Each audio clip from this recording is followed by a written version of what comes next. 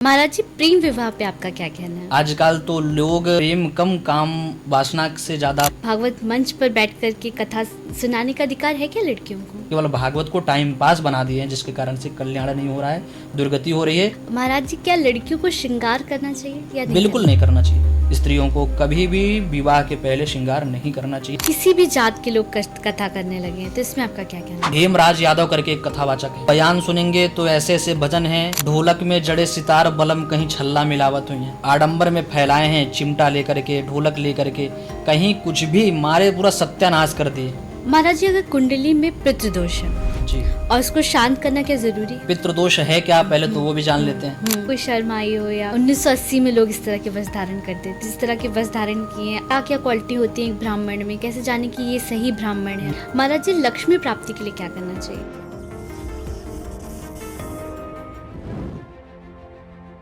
नमस्कार प्रयागराज, मैं डॉक्टर गरिमा कुशवाहा आप सभी का स्वागत करती हूँ सुनो प्रयागराज के एक और एपिसोड में। कुछ दिनों पहले हमने एक पॉडकास्ट किया था पूजनीय महाराज सचिन देव जी के साथ। उसकी भारी मांग की वजह से हमने महाराज जी को वापस अपने स्टूडियो में आमंत्रित किया है और इस बार जो प्रश्न है वो हमारे दर्शकों द्वारा पूछे गए हैं। तो सबसे पहले हम महाराज जी का स्वागत करना चाहते हैं। नमस्कार महाराज जी। नमस्कार, जय श्री कृष्णा, सभी को जय श्री हरिवंश। सबसे पहले आपको बहुत बहुत धन्यवाद महाराज जी कि आप वापस हम पुनः हमारे आमंत्रण पे आए। धन्यवाद आप सभी का, भैया लोग का भी, कि इन्होंने इतना मेहनत करके सब दर्शकों तक पहुंचाया। विशेष धन्यवाद आपका भी। महाराज जी, आपके पॉडकास्ट को देखने के बाद बहुत सारे दर्शकों के हमें बहुत क्वेश्चंस आए, बहुत सारे कमेंट्स आए, लोग पर्सनली भी पूछ रहे हैं क्वेश्चंस कि महाराज जी से हम ये सब जानना चाहते हैं। तो उन्हीं सब प्रश्नों के साथ मैंने वापस आपको आमंत्रित किया है। तो हम शुरू करते हैं महाराज जी। सबसे पहला जो मेरा प्रश्न है वो पति पत्नी के संबंध से ही शुरू हो रहा है जी। तो पति पत्नी अक्सर दिखा गया है घर में साथ बैठ के भोजन करते हैं, अक्सर एक थाली में करते हैं, तो उससे घर में क्या होता है? शास्त्र के अनुसार देखा जाए तो पति पत्नी को साथ तो पहली बात भोजन नहीं करना चाहिए। पत्नी को सबसे लास्ट में भोजन करना चाहिए। पति को खिलाने के बाद, घर में और जो भी रहे खिलाने के बाद, सबसे लास्ट में पत्नियों को खाने का अधिकार दिया गया है। लेकिन यदि साथ में खा रहे हैं तो इससे थोड़ा सा दिक्कत, यानी घर में दरिद्रता का संकेत हो सकता है। तो जितना भी हो सके कोशिश किया जाए कि पति से पहले ना खाया जाए और पति के बाद खाया जाए, है ना। तो पति से पहले ना खा लिया जाए, इसका विशेष ध्यान रखें। यदि साथ में खाते हैं, कभी कदार हो गया, हाँ, लेकिन अगर अक्सर वही बगैर साथ खाए भूखी नहीं लग रही है तो फिर यह दरिद्रता आने वाले समय में आपके घर में आ सकती है। इससे सावधान रहें। महाराज जी, प्रेम विवाह पे आपका क्या कहना है? बहुत सुंदर प्रश्न है। प्रेम विवाह करना चाहिए, सबको प्रेम करना चाहिए, प्रेम विवाह करना चाहिए, ऐसा नहीं है। लेकिन प्रेम को प्रेम के तरीके से ही किया जाए। जीवन में जिसने प्रेम नहीं किया है उसने कुछ नहीं किया है। प्रेम सबको करना चाहिए, लेकिन एक जो प्रेम का सिस्टम है उसके हिसाब से। आजकल तो लोग प्रेम कम काम वासना से ज़्यादा अत्याचार करके, लोग 2 दिन बात करेंगे, मैं आपके बिना जी नहीं सकता, रह नहीं सकता, और उसके बाद फिर कुछ दिन के बाद कामना की पूर्ति होने के बाद व्यक्ति छोड़ देता है। फिर कुछ लोग सुसाइड करके मर जाते हैं, कुछ लोग को याद आता है हमने बहुत बड़ी गलती कर दी, हम ना गली के बच्चे ना घाट के बच्चे। इसमें आप सभी को विशेष ध्यान रखना चाहिए कि प्रेम करना जरूरी है, क्योंकि प्रेम नहीं करेंगे तो फिर आप दुनिया नहीं समझ पाएंगे। प्रेम करना बहुत जरूरी है, लेकिन फिलहाल प्रेम कैसे करना है, कब करना है, किसके साथ करना है, वो आपके लायक है कि नहीं है। अब आजकल तो एक बहुत प्रश्न आते हैं, मुंबई में ज्योतिष कार्यालय है तो वहाँ लोग आते ही हैं। एक अभी नितिन त्रिपाठी जी हैं, अब उनका एक मुस्लिम जी से अफेयर हो गया, प्रेम हो गया, बोले महाराज जी मैं तो सुसाइड कर लूँगा। अब सुसाइड कर लोगे, आपने प्रेम भी ऐसे किया कि मुस्लिम वाले से कर लिया, टोपी वाले से कर लिया, अब आप चाहकर भी नहीं कर सकते। तो प्रेम भी किया जाए तो समझ जाया जाए कि ये अपना जात की है कि नहीं। प्रेम आपका ज़्यादा गहरा हो गया, यह तो धर्म से जिज्ञासा ज़्यादा हो गया, तो फिर आप विवाह कर लो। घर परिवार के आप बता भी सकते हो कि हाँ मैंने इनसे बात किया है, ये हमारे योग्य हैं, इसमें कोई दिक्कत नहीं है। आदमी 2 दिन के लिए जाता है विवाह करने, बढ़िया सुंदर देख लिया, अच्छा देख लिया, बहुत अच्छी लड़की, क्या देख लिया आपने, उसके मन के अंदर क्या घुसा है, क्या देख लिया। इसलिए जीवन में खूब बात किया जाए, खूब समझा जाए। विवाह कोई एक दिन का गुड्डी गुड्डा का खेल तो है नहीं, हाँ पूरे जीवन का है। तो कम से कम जितना हो सके एक दूसरे को जान कर किया जाए, समझ कर किया जाए। जो लोग नहीं करते हैं, अक्सर दहेज के चक्कर में, पैसे के चक्कर में किसी से भी विवाह कर लेते हैं, तो कुछ दिन रिश्ता चलता है, उसके बाद फिर तलाक हो जाता है। तो इससे बचकर रहा जाए, प्रेम किया जाए। प्रेम करना कोई अपराध नहीं है, और प्रेम किया जाए तो घर पे भी बता दिया जाए, हाँ, कि मैं इससे बात करता हूँ, यदि आपको लगता है तो आप मिल सकते हैं, देख सकते हैं। ऐसा नहीं कि रात में आप केवल बात कर, हाँ, चुप्पे चुप्पे वाला काम, ये बहुत गलत है। माता पिता से छुपा करके कोई कार्य किया जाना, ये बहुत बड़ा गलत है। ये आपके भाग्य और कैरियर में भी बाधा बना सकती है। इसलिए जो भी कार्य किया जाए माता पिता के समकक्ष किया जाए, उनको बता कर किया जाए कि हाँ ऐसा कार्य है। कम से कम माता पिता को तो पता चले। पिता कहता है मेरा पुत्र आज एक लौंग नहीं खाता है, अब बेटवा रात में जाता है तो सिगरेट उड़ा रहा है, तो ये गलत है ना। कि पिता जो भी है, नशा करता हूँ तो ये नशा करता हूँ, बता दिया जाए पिताजी को। और नशा करना तो बहुत बड़ा पाप है, इसलिए नशा से बचा जाए। जो भी किया जाए पिता को तो कम से कम घर वाले को तो पता हो कि हमारा बेटा इस चीज़ के आदी है, इसको नहीं छोड़ सकता, इतने दोष बच्चे के अंदर हैं, तो इसका विशेष ध्यान दिया जाए। महाराज जी, आजकल देखा गया है कि लड़कियां भी भागवत की कथा कर रही हैं, उनके साप्ताहिक अनुष्ठान हो रहे हैं। भागवत मंच पर बैठ कर के कथा सुनाने का अधिकार है क्या लड़कियों को? ये आजकल कहा जाए तो कलयुग आ गया है। कलयुग में कुछ भी किया जा सकता है। अभी 10 दिन पहले एक रील पड़ी है, यही क्वेश्चन था, यही मैंने बोला था, तो लगभग 40,000 गया। अभी के पहले मैंने इतने सारे कंटेंट डाला है, एक भी वीडियो वायरल नहीं हुआ। लेकिन जब इसको मैंने बोला तो बहुत सारी लड़कियों का फ़ोन आया है, उनके पिताजी का आता है, भाई का आता है, मैं आपके नाम FIR करवा दूंगा, ये करवा दूंगा। बहुत सारे कमेंट को मैंने हाइड करके रखा है। लोग इतना फ़ोन कर रहे हैं, आप मेरी मार्केट बंद कर दे रहे हो, मुझे क्यों अधिकार नहीं है? देखिए, सब अधिकार स्त्रियों को नहीं है। साप्ताहिक अनुष्ठान करना आपको विशेष वर्जित है। आजकल तो स्त्रियां हवन भी करवा रही हैं, यज्ञ भी करवा रही हैं, विवाह शादी भी करवा रही हैं। अरे आपको किसने अधिकार दिया? ना आपके अंदर संध्या है, ना वंदन है, ना आपके अंदर धर्मयुक्तता है, ना आपके अंदर यज्ञोपवीत है, ना आपके पास क्या आपने पढ़ लिया भैया कि आप स्वाहा। स्त्रियों आजकल तो स्वाहा बोल के हवन करवा रही हैं। स्त्रियों को तो स्वाहा नहीं बोलना चाहिए, स्वाहा बोल के हवन नहीं करवाना चाहिए, लेकिन कुछ भी करा रही हैं। आडंबर में सोशल मीडिया के स्थान पे कुछ भी बैठ के कर रही हैं। तो स्त्रियों को कथा करना शास्त्र कभी आज्ञा नहीं दिया है, और ना ही आगे शास्त्र में कभी कोई ऐसा व्यक्ति शास्त्र का रचना करे। कहीं कोई, चाहे भागवत में उठाइए, शिव महापुराण में उठाइए, लिखा गया है विरक्तो वैष्णवो विप्रो वेद शास्त्र विशुद्ध कृत दृष्टांत कुशलो धीरो वक्ता कार्योर्थ निष्प्रह। विरक्तो हो, वैष्णव हो, विप्र हो। अगर उनको विप्रों से अगर स्त्रियां कर सकती तो स्त्री लगा देते वहां पर, विप्र क्यों लगाए? लेकिन आजकल एक कथा भी व्यापार हो गया है ना। अब व्यापार हो गया, लोगों को आचार्य से ज़्यादा तो आजकल कथा वाचिका के भीड़ हो गया है। थोड़ा बड़ी हुई तो माता पिताजी को लगता है कि सबसे बड़ा धंधा यही है। वृंदावन में ले गए, 3 महीने 6 महीने में, आजकल ऐसे गुरु भी हो गए हैं कि 3-3 महीने में कथा भागवत बना दे रहे हैं। 3 महीने में व्यक्ति, जब मैं गया था तो 3 महीने में तो एक अध्याय भी नहीं पढ़ाया गया था, ना बताया गया था। और आजकल लोग तो 3 महीने में आपको 7 दिन की नोट लिखवा दिए, नोट्स दे दिए, रट्टू टोटा बना दिए, जाओ अपना जो मंच पे बैठ करके आओ बोलो। भागवत में कम वर्णन है क्या? 18,000 श्लोक, 335 अध्याय, 12 स्कंद, और पद्म पुराण, स्कंद पुराण महात्म्य में 6 अध्यायों की कथा है। उसमें से भागवत व्यक्ति 10 मिनट भी नहीं बोल रहा है। हर 10 मिनट पे ठुमक ठुमक कर डांस करना, ठुमक ठुमक टक कर बाजा बजा देना, और इस पर फिर सास बहू का प्रपंच गाना, इधर की बात उधर, उधर की बात इधर। भागवत में ऐसा इतना वर्णन है क्या? लेकिन आजकल लोग टाइम पास, जजमान भी चाहते हैं महाराज जी टाइम पास हो जाए, टाइम पास हो जाए। केवल भागवत को टाइम पास बना दिए हैं, जिसके कारण से कल्याण नहीं हो रहा है, दुर्गति हो रही है। और स्त्रियों को भी सोचना चाहिए कि भागवत कथा करने का अधिकार नहीं है। यदि इस प्रकार से स्त्रियां कथा कर रही हैं तो गुरु पत्नी गमन का दोष लगता है, ब्रह्म हत्या का दोष लगता है। इससे आपको विशेष बचना चाहिए। आपको मेरे ऊपर FIR कराना है, जो कराना है करो, लेकिन जो शास्त्र है, जो सम्मता है, जो सत्यता है, उसमें बोलने से कभी आप पीछे नहीं हटूंगा। स्त्रियों को कथा करना, कोई साप्ताहिक अनुष्ठान करना सदैव वर्जित है। आप पढ़ो, अपने बच्चों को पढ़ाओ, धर्म को अपनाओ, शास्त्र को अपनाओ, कैसे संस्कृति में रहना है, कैसे आपको ज्ञानवान रहो। कोई आया आपको मूर्ख बनाकर चला गया, तो ज्ञान सब होना चाहिए। लेकिन सोचो किसी के यहाँ जाकर के कल्याण करें तो कैसे कर पाओगे? ना आपके अंदर संध्या है, ना बंधन है, ना यज्ञोपवीत है, कैसे कल्याण कर पाओगे आप? तो इसलिए जीवन में ध्यान दिया जाए। महाराज जी, क्या लड़कियों को श्रृंगार करना चाहिए या नहीं? बिल्कुल नहीं करना चाहिए। श्रृंगार नहीं करना चाहिए, बिल्कुल नहीं करना चाहिए। श्रृंगार तो पतियों के लिए बताया गया है। स्त्रियां आजकल तो हाँ, छोटी सी हैं, बड़ी हुई तो तुरंत अपना श्रृंगार करके भूतनी की तरह घूमने लगती हैं। ऐसा कहीं वर्णन है क्या? श्रृंगार केवल शादी के बाद है। शादी के पहले, वो भी शादी के बाद क्यों है? अपने पतियों के लिए श्रृंगार है कि पति शादी के बाद पत्नी के ऊपर ही चित्त मन लगाकर बैठे, इधर उधर फिर देश की भूतनी के पीछे ना भगे, जितना भी हो सके पति एकाग्रता आ जाए जीवन में। लेकिन अगर शादी से पहले आप श्रृंगार कर रही हो तो किसके लिए कर रही हो? सुंदर दिखने के लिए। सुंदर किसके लिए? ऊपर से सुंदर, अंदर तो सबके फिर आडंबरी भरा है। तो सुंदरता उतना दिखाया जाए जितना सही हो। फिलहाल ये बिल्कुल गलत है।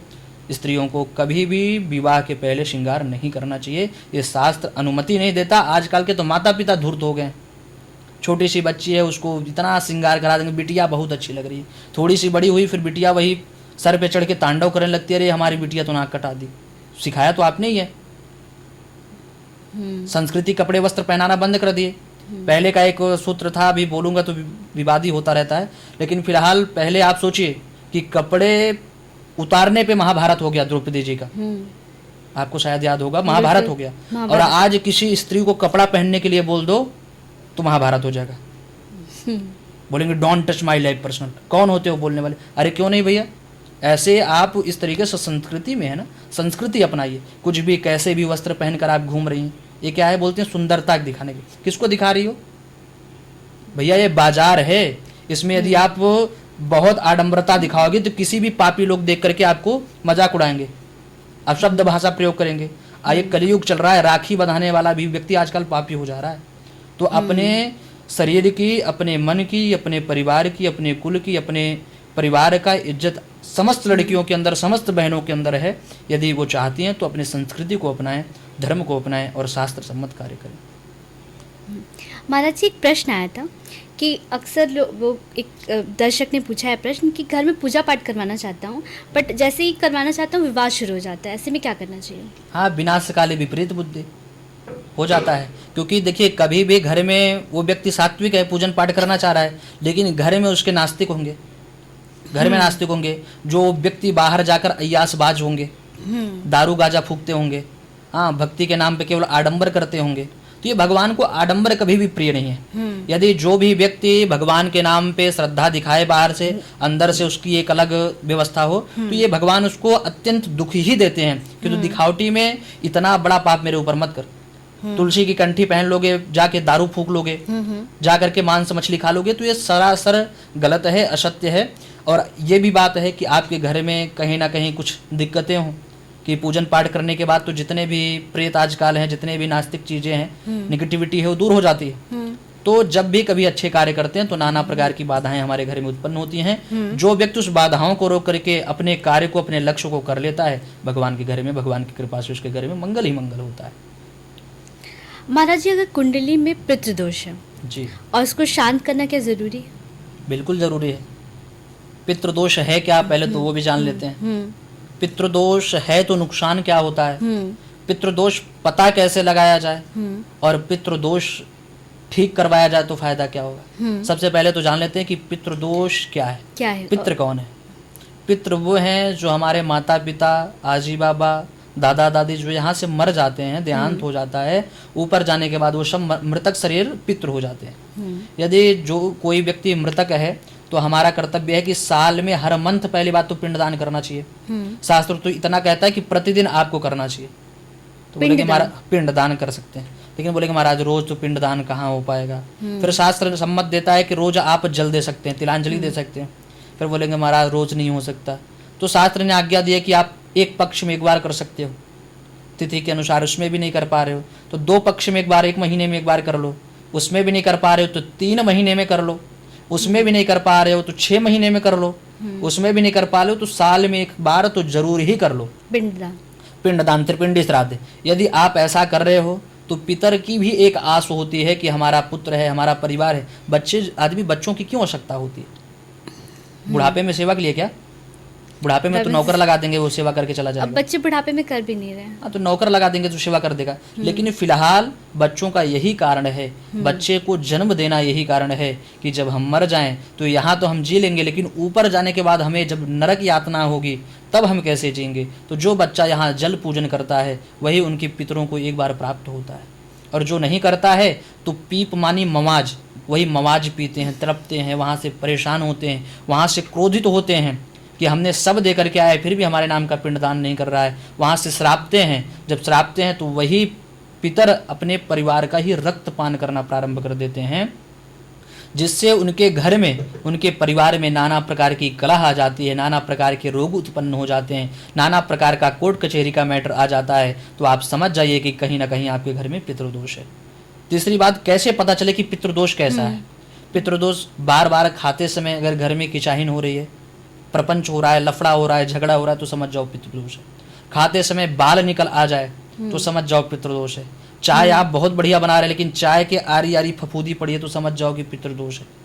भोजन बहुत बढ़िया बनाए लेकिन भोजन में कोई स्वाद फीका फीका आ रहा है तो समझ जाओ पितृदोष है। ये सब पितृदोष के लक्षण हैं और कुंडली हर व्यक्ति को बनवानी चाहिए, हर व्यक्ति को दिखानी चाहिए, दिखा करके कुंडली का जैसा भी हो उसमें अगर पितृदोष है तो अच्छे विद्वान ब्राह्मण से मिल करके उसकी शांति करानी चाहिए। आजकल तो ब्राह्मण का भंडार हो गया है, लोग को लगता है सबसे अच्छी ड्यूटी यही है, कुछ करना धरना है नहीं, थापक थहुआ चंदन लगा करके कुछ भी पहन करके आजकल कर रहे हैं। दीक्षा का पता नहीं है, किसी का चंदन अच्छा लगाने लगे, ये मतलब नहीं है। होमगार्ड की नौकरी कर रहे हैं फिर भी नौकरी कर रहे हैं, चाय की दुकान रखे हैं फिर भी पूजा सुना रहे हैं। कहाँ सुना रहे हो भैया? ब्राह्मणों का तो अधिकार ही नहीं है नौकरी करना। ब्राह्मण को केवल शास्त्र नियम देता है कि आप पांडित्य कर्म करो, पूजन पाठ करो, जो आपका कार्य सौंपा गया है वही करना है। लेकिन फिर भी यदि आजकल ऐसा चल रहा है तो फिर कभी नहीं होता। और लोग यही करते हैं, अरे हमने वो पंडित जी से तो पूजा कराया था, अब पता नहीं कैसे कराए, वो पंडित जी को आता न जाता, चुनाव चिन्ह छाता। आजकल कुछ भी किसी को आता है नहीं। किसी भी आचार्य के पास आप जाइए, ये विडंबना हो गई शास्त्र की कि उनको ज्योतिष पूछिए तो ज्योतिष जानते हैं, भागवत पूछिए तो भागवत जानते हैं, राम कथा जानिए तो राम कथा जानते हैं, शिव महापुराण पूछिए शिव महापुराण जानते हैं, देवी भागवत पूछिए वो जानते हैं, वेद पूछिए वेद जानते हैं, कर्मकांड पूछिए कर्मकांड जानते हैं, व्याकरण पूछिए, मतलब सब कुछ वही जानते हैं, आपको कहीं नहीं जाना है। ये बिल्कुल गलत है। एक चीज का एक ही व्यक्ति हो सकता है या दो चीज का हो सकता है, लेकिन आप सब कुछ भी जाओ सब करा लेंगे तो ये गलत है। सावधान हो, जिसका जो योग्य हो। जिस प्रकार से हम डॉक्टर को दिखाने जाते हैं, जो बढ़िया स्पेशलिस्ट होते हैं उनके पास जाते हैं कि हमारे मर्ज को अच्छा से देखें। रेस्टोरेंट जाते हैं तो जो बढ़िया खिलाता है भैया चकाचक गरम गरम उसी के यहाँ जाएंगे जो स्वादिष्ट हो। अगर हम कहीं भी जाते हैं, रहते भी हैं तो सोचते हैं उत्तम कोटि की व्यवस्था मिले। लेकिन अगर उसी प्रकार से अगर आप ब्राह्मण के पास भी जाएं तो ब्राह्मण का भी परीक्षण किया जाना चाहिए कि ब्राह्मण योग्य है कि नहीं है, ब्राह्मण उसके योग्य है कि नहीं है, केवल आडंबर है, इस प्रकार से करना चाहिए। हाँ, जो व्यक्ति योग्य है, जो व्यक्ति विद्वान है, थोड़ा सा दक्षिणा आप सोचोगे कि 200 रुपया दे दें, आके पंडित जी कथा सुना दे, तो भैया उनका वही कार्य। अब कोई कहे नहीं तो भैया ये आजकल अगर कर्मकांड जो व्यक्ति कर रहा है तो उसका ये समझिए बिजनेस है। अगर वो करेगा नहीं तो खाएगा क्या? बच्चों को कैसे खिलाएगा, बच्चों को पढ़ाएगा कैसे? तो आप एक उचित दक्षिणा, 1000 रुपया तो लेबर की चल रही है, तो आप एक उचित दक्षिणा ब्राह्मणों को दें, ब्राह्मणों का सम्मान करें, और इस प्रकार से जो कार्य करता है उसकी मनोकामना पूर्ण होती है। बहुत सारे दर्शकों ने हमसे पूछा कि हम महाराज जी से कुंडली बनवाना चाहते हैं, तो महाराज जी आपसे कुंडली अगर बनवाना चाहते हैं तो क्या शुल्क लगता है कुंडली बनवाने का? जी, कुंडली भी कई प्रकार के हैं। अब कुंडली बनवाना है कि कुंडली दिखवाना है, दिखवाने का तो निःशुल्क है। हाँ, अगर आप ऑफिस आते हैं डोंबिवली ईस्ट में, पलावा सिटी में फेज 2 में, अगर वहाँ आते हैं तो आपको निःशुल्क है। लेकिन अगर आप कुंडली बनवाना चाहते हैं तो सप्तवर्गीय बनवाना चाहते हैं कि आप एक पेज में बनवाना चाहते हैं, उस प्रकार से अच्छी कुंडली आप बनवाना चाहते हैं तो अच्छे आचार्य वहाँ विराजमान हैं, 5-7 आचार्य वहाँ परमानेंट रहते हैं, अनुष्ठान करते हैं। तो जो फीस है 2100 रुपये कुंडली का शुल्क है। बहुत से लोगों को अपना डेट ऑफ बर्थ नहीं पता होता, टाइम नहीं पता, कि उनकी कुंडली भी बन जाती है? जी, प्रश्न कुंडली के माध्यम से बन सकती है। और कुंडली आपको, आप वहाँ मुंबई से हैं तो आप आकर ले सकते हैं, अन्यथा आपको ऑनलाइन भी प्रोवाइड करा दी जाती है। बहुत सारे दर्शक होंगे ऑल ओवर इंडिया से देख रहे हैं, तो जैसे ऑनलाइन का भी प्रावधान है? सब पूरा विधान है। आप कहीं से भी हो, आप यदि चाहते हैं तो आपको घर तक पहुँचा दी जाए। घर तक पहुँचा देते हैं कुंडली। महाराज जी, आजकल एक और क्वेश्चन है मेरा, बहुत छोटे छोटे बच्चे जो अभी मतलब दूध पीते बच्चे कहेंगे उन्हें, वो दूध पीते बच्चे हैं लेकिन वो रिलेशनशिप में जाना चाहते हैं, मतलब थोड़ा संभोग की जी। जाना चाहते हैं, तो क्या इसमें सच्चाई है? ये बिल्कुल गलत है, नष्ट कर रहे हैं अपने जीवन को, नष्ट कर रहे हैं। दुर्गति हो जाएगी, हाथ गोड़ कांपने लगेंगे, बुद्धि से मंद हो जाएंगे, आंख से दिखाई नहीं देगा, चश्मा लग जाएगा, थोड़ी दिन में कान से सुनाई नहीं देगा, बहरे हो जाएंगे, बाल झड़ने लगेगा, पक जाएगा, बुढ़े हो जाएंगे, कहीं सब खड़े होंगे, याददाश्त कमजोर हो जाएगी। तो ये जीवन आजकल जो अभी आपने बताया कि संभोगी, कोई ऐसा जीवन नहीं है, ये कोई गलत कार्य नहीं है, लेकिन इसका लक्ष्य क्या है? भगवान ने यदि कुछ बनाया है उसका एक उद्देश्य होगा, लेकिन इसका लक्ष्य क्या है? जो आजकल आदमी केवल आनंद की भूत जी रहे हैं, आनंद के लिए सब कर रहे हैं। अरे भैया, सब आनंद के लिए थोड़ी है, ये केवल संतति जन्म देने के लिए किया गया है।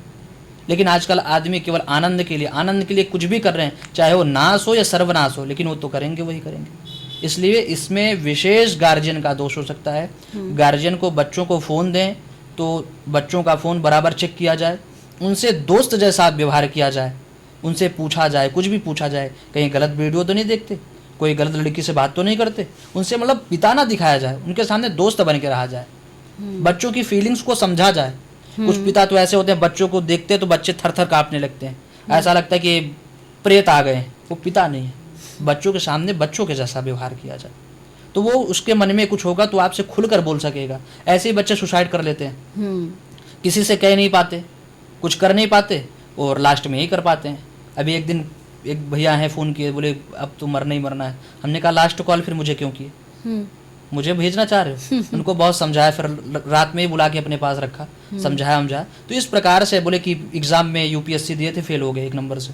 बोले पिताजी के सामने क्या मुंह दिखाएं? तो इस प्रकार से ऐसा नहीं है, एक बार फेल हुए 10 बार हो गए, ऐसा नहीं है। कुछ भी अगर शायद आपको भगवान उस लायक ना बनाए हो, कोई दूसरा काम दिए हो, तो कभी इसके लिए नहीं हो। जो भी है पिता से शेयर करें, पिता को भी दोस्त के जैसा व्यवहार रखें, और ये सब चीज़ों से, पागलपंथियों से बच्चों को दूर रहना चाहिए।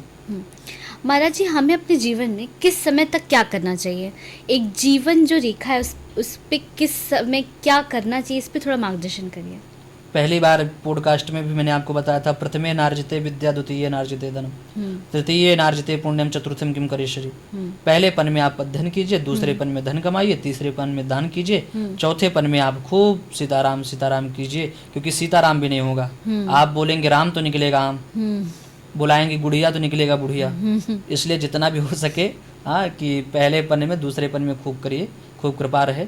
संतों का, ब्राह्मणों का सदैव चरण शरण ग्रहण करते रहिए, पिता माता बुजुर्गों का सम्मान करिए, खूब कृपा होगी। महाराज जी, अगर कोई व्यक्ति कुंडली के हिसाब से कोई रत्न लेना चाहता है जी, तो उसे क्या अपनी कुंडली दिखानी पड़ेगी? जी बिल्कुल दिखाना पड़ेगा, और एक अच्छे ज्योतिषाचार्य से दिखाया जाए। क्योंकि आजकल तो पहले ये भी देख लिया जाए कि रत्न है कि आजकल केवल कांच दे दिया जा रहा है, लोगों से पैसा ले लिया जा रहा है। हाँ, वही अच्छा रत्न लेंगे तो 20,000 का मिल जाएगा, वही रत्न आपको 200 रुपया में बेच दे रहे हैं, मुरैलक पंख घुमाने वाले, कहीं भी इधर उधर। और वही सब ला करके आजकल जो सामान्य वर्ग के आचार्य हैं, जो कर्मकांड कर रहे हैं, आचार्य तो सामान्य कोई नहीं होता, सब विद्वान होते हैं, लेकिन जो इस प्रकार से करते हैं, लेकिन उनकी भी गलती नहीं है। आज जजमान भी सोचते हैं कि गुरुजी 500 वाला दे दीजिए, तो 500 कहाँ है? आचार्य से भी फालतू बात ना की जाए। आपको पता है कि रत्न जो है सब महंगे रत्न होते हैं, रत्न दशा और दिशा बदलती है, लेकिन जब भी कभी किया जाए, कुछ किया जाए, तो आप अच्छे लोग से मिलिए, अच्छे विद्वान से मिलिए, कुंडली दिखाइए, और जो लगे तो उसमें मत कंसेशन कीजिए। जब सोना 1.5 लाख रुपए में आप जाके कहोगे भैया 1,20,000 कर लो, तो कहाँ से दे पाएगा? वो तो फिर आपको डुप्लीकेट दे देगा, 17 कैरेट 18 कैरेट दे देगा। इसलिए जो उचित है उसमें कम ज्यादा न कराइए। उसमें कम ज्यादा हो भी नहीं सकता, जो जिसकी वैल्यू है, सोने का कम ज्यादा क्या करवा? वही चीज, रत्न में आते हैं, ऑफिस में आते हैं लोग, महाराज जी अब इसका इतना है तो इतना कर लीजिए, इतना कर लीजिए। तो लेकिन फिर आदमी क्या करता है? जो आदमी नहीं, कुछ आदमी जो अच्छे होंगे तो बोल देंगे भैया मिलेगा नहीं, जाके कहीं ले लो फुटपाथ पे। लेकिन जो आदमी समझदार है वो नहीं देगा, लेकिन जो नहीं समझ, जिनको धन की लालसा है, जो धन के लिए उतरे हैं, वो तो दे देंगे आपसे। 1,000 रुपये के चक्कर में आपका 500 वाला दे देंगे रत्न। तो इसलिए जो भी है उचित कार्य करिए, उचित तरीके से कराइए। रत्न से अच्छा है, मैं तो ये कहूँगा कि पहले आप खुद जप कीजिए, जप कराइए, उपाय करिए। अगर नहीं हो पा रहा है तो ब्राह्मण से कराइए, और जब आप कुछ भी नहीं कर सकते तो फिर रत्न धारण कर लीजिए।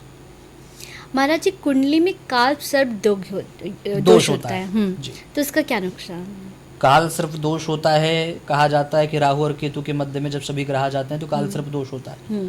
अब वो तो देखना पड़ेगा कौन सा काल सर्प दोष है, 12 प्रकार के काल सर्प दोष होते हैं। 12 प्रकार की जी, 12 प्रकार के काल सर्प दोष होते हैं।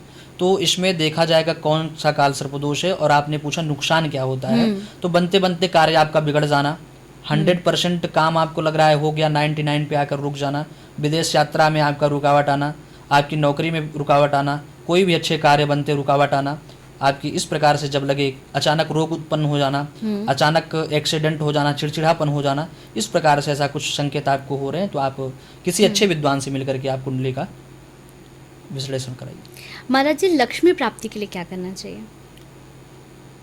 बहुत अच्छा उपाय है, बहुत अच्छा व्यवस्था है। लक्ष्मी तो सबकी चाहिए। हाँ। और लक्ष्मी चाहिए तो सबसे पहले तो आप जानिए कि आपको भगवान विष्णु का शरण ग्रहण करना पड़ेगा, क्योंकि भगवान विष्णु की पत्नी माँ लक्ष्मी है। तो आप सोचिए कि पहले पति से दूर रहा जाए और पत्नी को मिला लिया जाए, तो ये असंभव है। पहले तो पति के ही शरण में रहना पड़ेगा। तो भगवान विष्णु की खूब पूजा किया जाए, भगवान विष्णु का जितना हो सके स्मरण किया जाए, महामंत्र का जप किया जाए।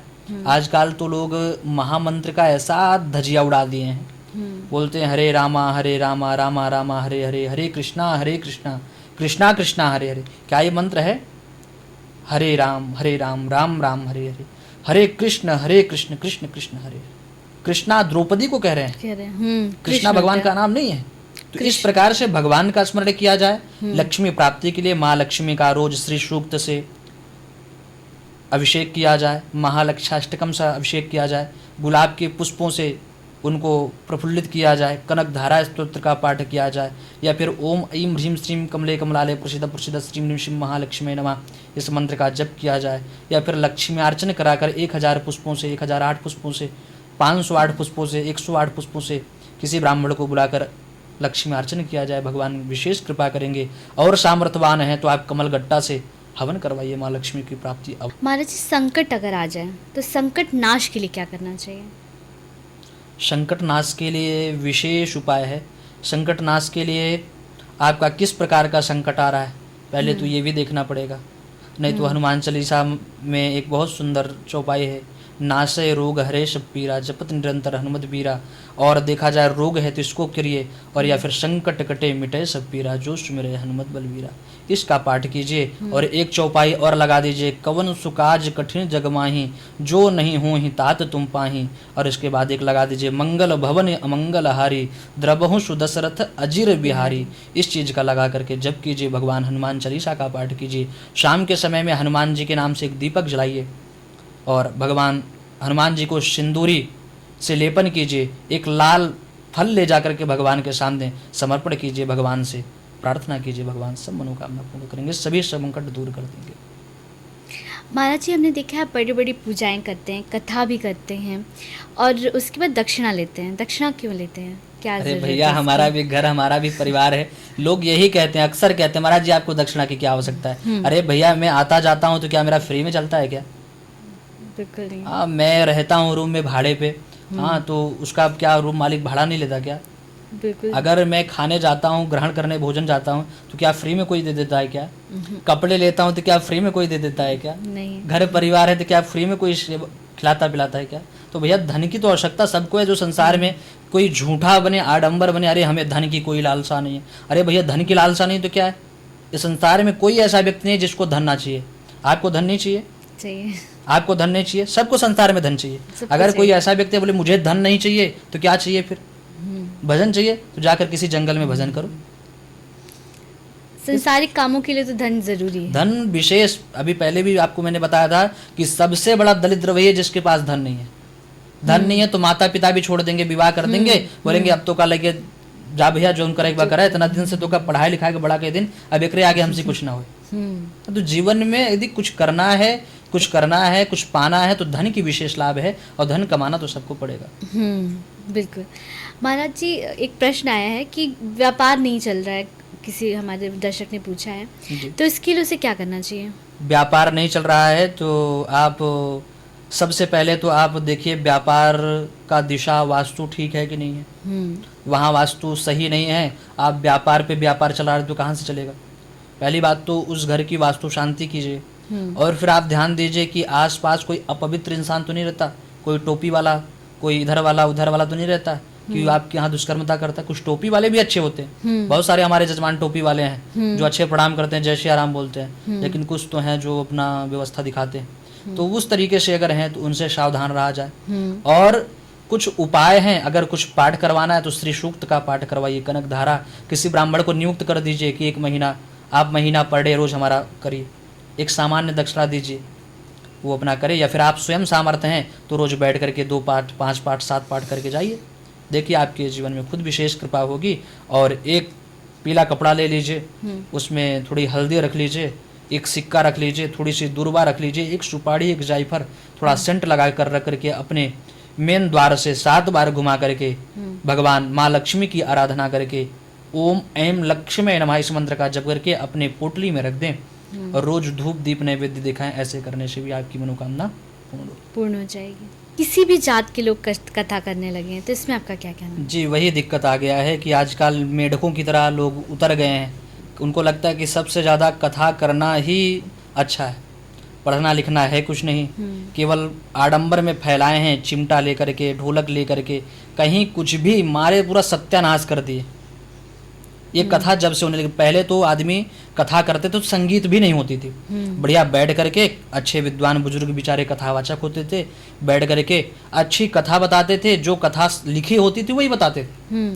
अब आजकल तो व्यक्ति मनमुखी व्याख्या ज्यादा करने लगा है, और कभी भी याद रखना मनमुखी व्याख्या से कल्याण नहीं होता। आजकल तो हर स्थान पे भागवत होने लगा, बर्थडे भी होता है तो भागवत कर दो, शादी की सालगिरह है तो भागवत कर दो, कुछ करना है तो भागवत कर दो। रामायण और सत्यनारायण ये सब तो हिरा गई जैसे। क्यों? क्योंकि आजकल मजा मिलने लगा लोगों को, इसमें इसको एकदम मस्ती बना दिए, इसको नौटंकी बना दिए। अभी एक हेमराज यादव करके एक कथावाचक है, और उनकी आप बयान सुनेंगे तो ऐसे ऐसे भजन हैं, ढोलक में जड़े सितार बलम कहीं छल्ला मिलावत हुई हैं, ऐसा ऐसा प्रपंच करते हैं, ऐसा ऐसा सिस्टम करते हैं। अभी क्या बताऊं, ऐसे मूर्खों को कथा करने के लिए लोग बैठा देते हैं, और सुनेंगे तो इतना अशब्द भाषाओं का प्रयोग करते हैं, लेकिन फिर भी लोग पता नहीं क्या मन है। एक कोई गोल्डी शास्त्री हैं, वो बैठेंगे तो चिमटा ऊपर फेंक देंगे, फिर उड़ जाती है जैसे कूद के फिर बैठ जाती है। पता नहीं लोगों को क्या सुनना है। अगर कथा नहीं करनी है, नौटंकी करना, लगा दो कि नौटंकी पार्टी, लेकिन लगाओगे नाम भागवत का, श्रीमद् भागवत सप्ताह ज्ञान, करोगे नौटंकी, तो आने वाले समय में तो करने और कराने वाले दोनों का सत्यानाश हो जाएगा। महाराज जी, एक प्रश्न है कि किसी ने बहुत कोई पूजा पाठ करता है, फिर भी उसके घर में बार बार संकट आता है, इसका क्या कारण है? संकट इसलिए आ रहा है कि पूर्व जन्म के प्रारब्ध हैं जो आपको भोगना पड़ रहा है। आदमी को लगता है कि इस जन्म में हमने अच्छा किया है तो अगले जन्म में अच्छा ही होगा, अच्छा किया है तभी अच्छा होगा। अगर तुमने दूसरे के लिए गड्ढा खोदा है तो खुद तो आपको जानना पड़ेगा। इसलिए जितना भी हो सके, जितनी भी व्यवस्था हो सके, आपने कहानी सुनी होगी कि मगरमच्छ और एक बंदर की दोस्ती थी। उसने जामुन खिलाया तो पत्नी को ले जाके खिलाया, बोला जामुन इतनी मीठी है तो इसके कलेजा कितना मीठा होगा। लेके आओ, लेके गए दोस्ती में, उससे बोले कि मेरी पत्नी कलेजा खाए, बोले कलेजा तो मैंने जामुन के पेड़ पे टांग दिया है। तो इस प्रकार से व्यवस्था ना करें, जितना भी रहे सम्मान किया जाए, व्यवस्थित में किया जाए, व्यवस्था को अपनाया जाए। ये है कहीं ना कहीं कि आप पूजन पाठ कर रहे हैं, यज्ञ अनुष्ठान कर रहे हैं, तो ये आपके पूर्व जन्म का प्रारब्ध है, और प्रारब्ध के कारण से आपको भोगना पड़ रहा है। जिस दिन आपका प्रारब्ध समाप्त हो जाएगा, आपने जो इसके पहले समय में आपने पाप किया है उसी का प्रायश्चित जिस दिन समाप्त हो जाएगा, आपका कष्ट समाप्त हो जाएगा। लेकिन जब तक आपने पाप किया है तब तक आपको भोगना पड़ेगा। इसके लिए यही है कि भैया अभी संभल जाओ, अगर इस जन्म में किया है तो अगले जन्म में यम का डंडा गिरेगा। इसलिए जितना हो सके सावधान हो जाओ, सतर्क हो जाओ। जीवन में अपनी दशा और दिशा में सब कोई कार्य करता है, हर कार्य, किसी ने आज तक ऐसा जन्म नहीं लिया जिसने गलत ना किया। लेकिन गलत हो गया तो भगवान के सामने क्षमा पकड़ लो, कान पकड़ लो, प्रभु गलती हो गई, हम तो आपके हैं लेकिन दोबारा नहीं करेंगे। लेकिन दोबारा भी कर दिए और फिर वही बोल रहे हो, तिबारा कर दिए, बार बार वही कर रहे हो, तो भगवान का मूसल गिरेगा जो धंस जाओगे। इसलिए व्यवस्था को ध्यान रखा जाए। महाराज जी, आई लव यू के विषय में आपका क्या कहना है? बिल्कुल झूठा है। ये शब्द में बहुत लोग पूछते हैं, बहुत लोगों ने एक दो बार ऐसा ये प्रश्न आया है कि आई लव यू के, ये बिल्कुल गलत है। इसमें कोई 1% सत्यता नहीं है, क्योंकि इसके स्टिकर को सर्च करें तो पहले ही आधा आता है, कभी इसने पूरा नहीं आया, तो ये कभी कुछ सही नहीं है। और जो ये बोल करके ये है तो ये कहीं ना कहीं लोग कहते हैं कि आई लव यू, मैं आपसे बहुत प्रेम करता हूँ, ये करता हूँ, वो करता हूँ, तो मैंने पहले भी बताया कि केवल कामना की पूर्ति है। लोग आपको बस यूज करना चाह रहे हैं, अपनी कामना को पूर्ण करना चाह रहे हैं, और कोई प्यार और नहीं है। अभी बोल दो मेरे लिए फांसी पे लग जाओ, लगा लो फांसी, तो कोई नहीं लगाएगा।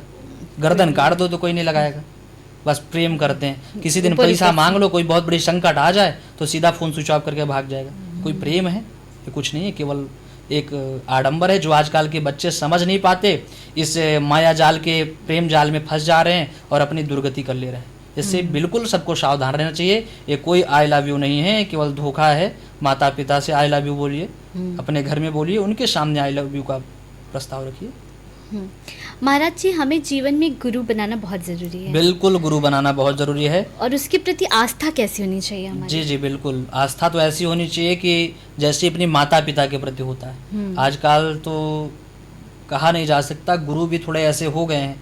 हाँ, गुरु खड़े बाजार में हमसे दीक्षा ले, नर्क जाओ चाहे स्वर्ग जाओ, बस रुपया पैसा दो। तो जो ऐसे ऐसे गुरु बने हैं कि हमसे लिख रहे हैं कि यहाँ गांव में हमने इतना दीक्षा दिया, महीना हुआ, साल हुआ तो कार लेके पहुंच गया, राशन पानी भर के लेके चले गया। ऐसा नहीं, गुरु तो वो है जो आपके दुख में खड़ा हो जाए। सुख में लड्डू बांटो, पहुंचे ना पहुंचे, लेकिन दुख आए तो तुरंत पहुंच जाए। आपसे कभी कभी बात हो जाए। ऐसे गुरु भी मत बना लो कि आप परेशान हो जाओ, वो आपसे मिले ही ना। आपको कोई मार्गदर्शन चाहिए तो आप मिले ही ना। गुरु ऐसा बनाओ जो आपके घर आ जा सके, जो आपसे बात कर सके, आपको सही गलत का उपदेश दे सके, आपको अच्छी शिक्षा दे सके, आपके गलत कार्य करने से उनको पीड़ा हो, आपको समझाएं, पुत्र के जैसा व्यवहार करें, वह गुरु होता है। और जो आजकल केवल कान में फूंक दिए जाओ, ये करो वो करो, ऐसा गुरु बनाने से कोई फायदा नहीं। गुरु बनाओ जान के, पानी पियो छान के। गुरु बनाने से पहले साल 2 साल उसके प्रति जानो। ये गुरु लालची तो नहीं है, ये गुरु आडंबरी तो नहीं है, केवल दिखावा में लंबा लंबा बोल रहा है। तो गुरु को समझो, गुरु ऐसे हैं कि नहीं है। केवल आपके सामने भौकाल हो, पीठ पीछे कुछ और, भौकाल वाला नहीं हो। जो आप भौकाल वाले में जाओगे तो आपको भी लेके डूब जाएंगे, और कल्याण वाले में जाओगे तो कितने भी पापी होगे वो आपका कल्याण कर देंगे, तारा भगवान से जोड़ देंगे, आपका परम कल्याण हो जाए। महाराज जी, ब्राह्मण बहुत सारे लोग हैं, हम कैसे पहचाने क्या क्या क्वालिटी होती है एक ब्राह्मण में, कैसे जाने कि ये सही ब्राह्मण है? जी, सिखा जिसकी धरोहर है, तिलक से जो अलंकृत है, चमकता भाल तिनकरता जो पराधों से वंचित है, जो शंभु सा विनाशी है, जो विष्णु सा हृदय कोमल है, जिसमें तेज ब्रह्मा का वो ब्राह्मण सर्ववंदित है। जिसके अंदर शिखा हो, जिसके अंदर चंदन हो, जिसके अंदर यज्ञोपवीत हो, जिसके अंदर संध्या वंदन हो, जिसके अंदर वेद शास्त्र उपनिषद इत्यादि का ज्ञान हो, जिसके अंदर ब्राह्मण कर्म हो, जिनके अंदर प्रेम हो, जिनके अंदर भावना हो, जिनके अंदर संतोष हो, जिनके अंदर श्रद्धा हो, जिनके अंदर भक्ति हो, जिनके अंदर ज्ञान हो, ऐसा व्यक्ति दिखे तो समझ जाना चाहिए कि ब्राह्मण। श्रावण मास में अभिषेक कराने का क्या महत्व है, इससे क्या लाभ मिलता है सावन में? श्रावण मास में भगवान शिव का दिन होता है, और श्रावण मास में वर्णन ऐसा आता है कि श्रावण मास में जिसने भी जिस भावना से भगवान का शरण ग्रहण किया है, भगवान ने उसकी मनोकामना पूर्ण किया है। जिसने भी जिस भाव से अभिषेक कराया है उस भाव से पूर्ण हुआ है। जिसने रोग नाश के लिए कुशोदक से अभिषेक किया है उसका नाश हो गया है रोग कुशोदक से करने से। जिसने लक्ष्मी प्राप्ति के लिए किया है, मधु से किया है, उसने भगवान लक्ष्मी की वर्षा किया है। जिसने जल से किया है सुख शांति के लिए, दूध से किया है सुख शांति के लिए, भगवान ने सब प्रदान किया है। लेकिन जिसने भक्ति से श्रद्धा से किया है, जिसने अपने कर्म से कमाया हुआ सदगति धन से जिसने यज्ञ किया है, अनुष्ठान किया है, अभिषेक किया है, ब्राह्मणों को दान दिया है, माता पिता की सेवा किया है, उसका भगवान परम कल्याण किए हैं। और श्रावण मास वो तो भगवान शिव का विशेष मास है। श्रावण मास में यदि एक समय ऐसा आ जाए कि बगैर भोजन करूंगा तभी अभिषेक हो पाएगा, भोजन ना करूं तो अभिषेक नहीं हो पाएगा, तो भी भोजन करके अभिषेक कर लेना चाहिए। कुछ लोगों को कहता है भैया भोजन कर लिया आज अभिषेक नहीं करेंगे, और फिर कभी नहीं कर पाते। ऐसा कोई नियम नहीं है। आप कितना भी हो सके, अगर आपके पास धन नहीं है, अगर आपके पास कुछ भी नहीं है तो कैसे भी करो, लेकिन भगवान का अभिषेक श्रावण मास में एक बार तो कर ही लेना चाहिए। और एक विशेष सूचना और है कि आजकल लोग व्रत बहुत आडंबर फैला दिए। व्रत का तो कोई विशेष विधान ही कहीं नहीं बताया गया है। भगवान ने कहा है व्रत तो है कि सबसे पहले आप हवा पी कर रहो, यही भगवान ने व्रत बताया है। अब हवा पीकर कौन रह पाएगा?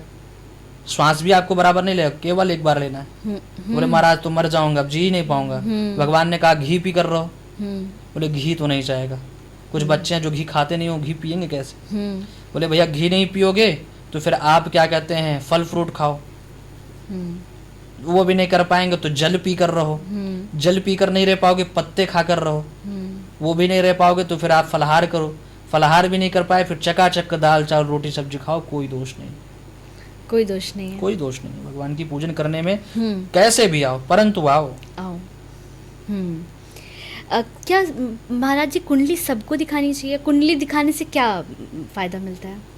कुंडली दिखाने से सबको दिखानी चाहिए। दिखाने से ये फायदा होगा कि आपके जीवन में आने वाली आपदा विपदा, आपके जीवन में संकट आने वाली है।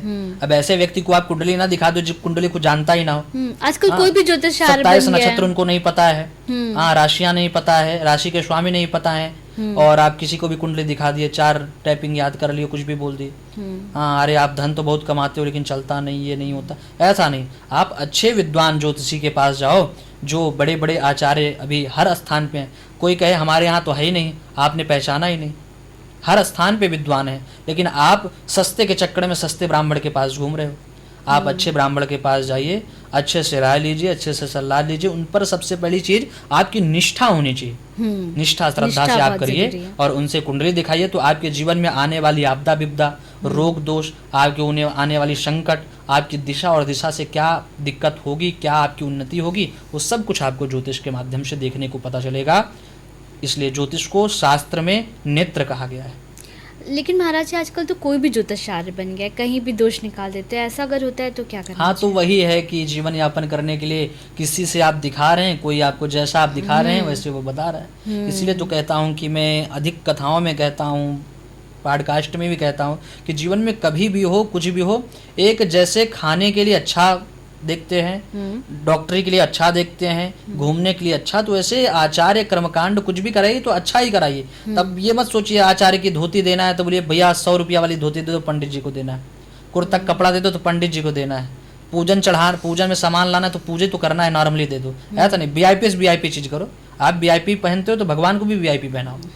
आप अच्छी चंदन लगाते हो, अष्टगंध लगाते हो, केसर युक्त लगाते हो तो भगवान को भी वही लगाओ। तो भगवान को बोलोगे कि 5 रुपया वाली एक पौवा बीर जो मिल जाए वही ला के टीको रोज, तो वो नहीं। अच्छा चीज़ खाओ, अच्छा भगवान को खिलाओ। और याद रखिए, अगर जिसने भी भगवान के लिए 10 रुपये खर्चा किया है विश्वास से, भगवान उसको 10 गुना देते हैं। भगवान की एक ऐसी बैंक है, ऐसी एफडी है कि आपको 10 गुना ज़्यादा देती है, जो संसार में कोई बैंक नहीं दे सकती। इसलिए भगवान के प्रति श्रद्धा भक्ति से जुड़ा जाए, भगवान कल्याण करेंगे।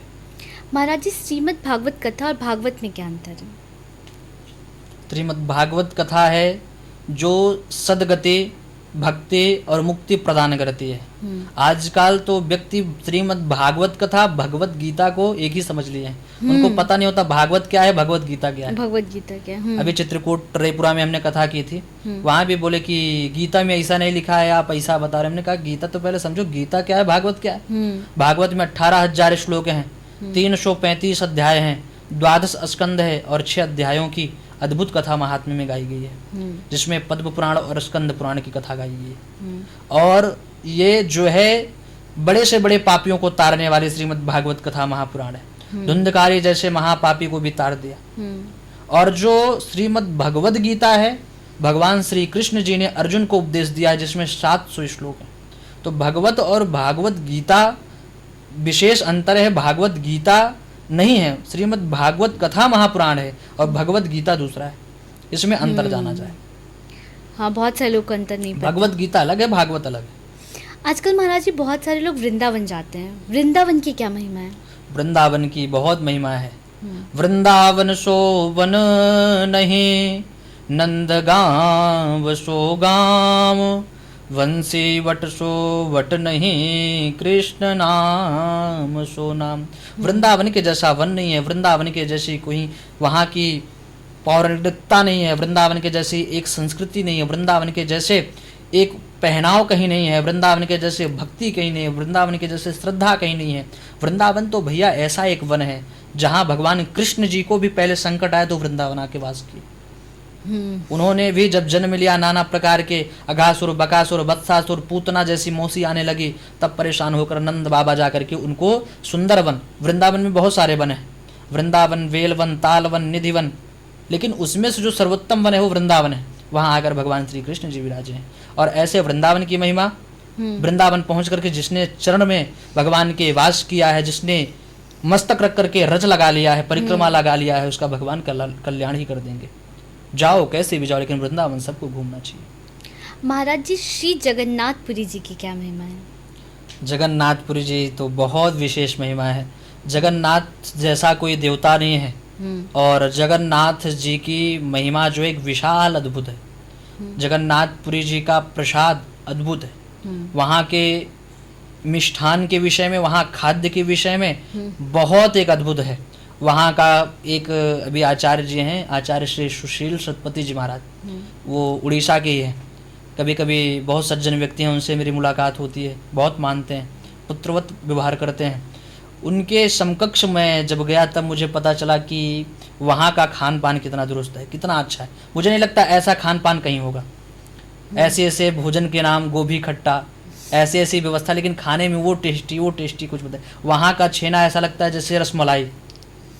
और वह जगन्नाथ जी जो संसार के मालिक हैं, उन्होंने कहीं जन्म नहीं लिया, वो जा करके उड़ीसा में जन्म लिए, क्योंकि वहाँ खाने का इतना व्यवस्था है। और भगवान तो खाने ही वाले हैं, इतने अद्भुत हैं, इतनी ग्रंथ की इतनी महिमा है। भगवान चकानन जो इतने दुरुस्त हैं, इतने व्यवस्थित हैं, वहाँ सबको जाना चाहिए। भगवान की चरण शरण में जा करके वहाँ का अनुक्रमण जरूर करना चाहिए। महाराज जी, पूजा यज्ञ अनुष्ठान क्या हमें महीने में एक बार करना चाहिए या अपने सामर्थ्य के अनुसार करना चाहिए? सामर्थ्य तो आपकी इतनी है कि आप रोज कर सकते हैं। ना आप आचार्य बुलाओ तो खुद से तो कर ही सकते हो। अगर खुद से नहीं कर सकते तो महीने में एक आध बार अमावस पूर्णवासी में कथा सुन लो, इसी बहाने घर में हवन हो जाएगा, पवित्र हो जाएगा। वो भी नहीं कर पा रहे हो तो साल में करो, लेकिन करो जितना हो सके। भगवान की पूजन पाठ यज्ञ अनुष्ठान करो, करना चाहिए। जिसने भी किया है, जब भी किया है, उसका परम कल्याण हुआ है। एक भैया हैं आचार्य ज्ञानेश तिवारी, जो मुंबई के ही हैं। उनकी इस दास पर बहुत कृपा रही और बहुत सम्मान, बहुत संस्कार, बहुत ज़्यादा मुझे मुंबई में उनके माध्यम से सपोर्ट मिला। वो कहते हैं कि जब भी, कभी भी, कितना भी हो सके, कभी भी जब मन हो तो बैठकर तुरंत भक्ति में लग जाओ। जब मन में हो तो हवन करने लग जाओ, मन में हो तो पाठ करने लग जाओ, जब मन में हो तो व्रत कर लो, जब जो मन हो तो करने लगो। भक्ति के प्रति तो सोचना ही नहीं है। इसलिए जब मन में हो, जब व्यवस्थित हो, तो कृपा हो तो भगवान का चरण शरण रह करके भगवान की पूजा करनी चाहिए। महाराज जी, जीवन में गुरु मंत्र लेना कितना जरूरी है? बहुत जरूरी है। गुरु मंत्र है तो आपको भव सागर से तार करने के लिए गुरु के अंदर वो सामर्थ्य है। गुरु एक ऐसा व्यक्ति है, यदि आपका अच्छा गुरु मिल जाए, श्रद्धा गुरु मिल जाए, भक्ति से गुरु मिल जाए, तो व्यक्ति आपकी दशा और दिशा सब कल्याण कर सकता है। लेकिन गुरु मिल जाए, गुरु के वेश में कोई चोर ना मिल जाए, क्योंकि आजकल वेश में चोर जितने हैं, ये भगवा वेश में ही ज़्यादा घूम रहे हैं। जितना हो सक रहा है सब संस्कृति को नष्ट करने में भी सब घूम रहे हैं। इसलिए जितना भी हो सके, यदि गुरु बनाना है तो गुरु के जैसे, गुरु के शरण में जाओ, गुरु की महिमा को समझो, गुरु के शरण में जाकर गुरु की परीक्षण लेकर के गुरु मंत्र लो। यदि गुरु मंत्र दे दिए, पहले तो गुरु मंत्र आपको देंगे भी नहीं। जो अच्छे अच्छे गुरु जी हैं वो आपको कुछ महीने का नियम दे देंगे, संयम दे देंगे, कुछ साल करते रहो, पूर्ण हो जाओगे तो गुरु मंत्र दूंगा, नहीं तो नहीं दूंगा। अब ऐसे थोड़ी कि पहुंचे महाराज जी गुरु मंत्र दो, कान फूंक दिए, पैसा लिए चले गए, कोई गुरु थोड़ी।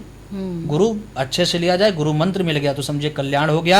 आपके ऊपर मोहर लग गया कि सर्प संसार में कितना भी आपको डसे, लेकिन गरुड़ जैसा मोहर लग गया, भगवान का मोहर, तो आपको ऊपर जाने से, भगवान के शरण में जाने से कोई नहीं रोक सकता। महाराज जी, आपकी वेशभूषा पे कुछ बात करना चाहते हैं। जैसे आपने ये जो तिलक लगाया है, चंदन लगाया है, आजकल के युवा ऐसा नहीं लगाना चाहते हैं, और आपने जिस तरह के वस्त्र धारण किए हैं, 1980 में लोग इस तरह के वस्त्र धारण करते थे, तो इसमें कभी आपको कोई शर्म आई हो या फिर ऐसा कुछ? नहीं, कभी पहले थोड़ा सा लगता था कि लोग क्या कहेंगे। हाँ, जब शुरू में हमारे मामा जी हैं आचार्य भगवती प्रसाद पांडे, आचार्य दुर्गा प्रसाद पांडे, इनके समकक्ष हमारे भैया जी हैं आचार्य रुद्रदेव जी, ये सब के मध्य में जब मैं शुरुआत में कर्मकांड में प्रवेश किया तो जाता था, तो मैं इतने छोटे से कर रहा हूँ कि गमछा को ये लोग धोती बनाते थे, लगाते थे, और फिर भी थोड़ा मुझे लगता था कि ये क्या है। और जाते थे तो लोग देख के मुझे मुस्की काटते थे, हंसते थे, तो थोड़ा सा मुझे अपने आप पे चिढ़ाती थी। लेकिन एक बार दो बार, लेकिन फिर जब थोड़ा सा अच्छे सत्संग हुआ, महापुरुषों का दर्शन हुआ, उनकी शरण में जाकर लगा कि जो इसको देख करके हंसता है तो लगता है कि ये काल नेमी ही है, कलयुग में बैठा है, और ऐसा तो कोई नहीं। आजकल तो इस भेष को, इस चंदन को, इस कंठी को, सब कोई नए, ये फैशन हो गया है आजकल कहा जाए तो। जब से पूज्य इंद्रेश जी महाराज जब से आ गए, बच्चों का लाइफ इतना सुधारे हैं, इतना युवक उनके प्रति आकर्षित हुए हैं कि तब से अच्छी कन्याएं जो भी हैं तुलसी धारण कर रही हैं, अच्छे वस्त्र धारण करने लगी हैं, वृंदावन की महिमा में श्रमण हो करके वृंदावन के पोशाक को धारण करने लगे, उनके बताए गए मार्गदर्शन करने लगे। पूज्य अनुरुद्धाचार्य जी महाराज हैं, कितने लोगों की आंखें खोले हैं, तो और कितना दान पुण्य करते हैं। इन सब महान पुरुषों से सीखना चाहिए हम लोग को भी, सीख करके और अपनी संस्कृति को अपनाना चाहिए। और वस्त्र धारण करने में, संस्कृति में, सनातन में रहते हैं तो धारण करके चंदन लगाने, कंठी पहनने में, धोती पहनने में क्या दिक्कत है। महाराज जी, आजकल लोग लड़कियों की सुंदरता देखकर पागल हो जाते हैं, उनका ध्यान इधर उधर भटक जाता है, ये कितना सही है?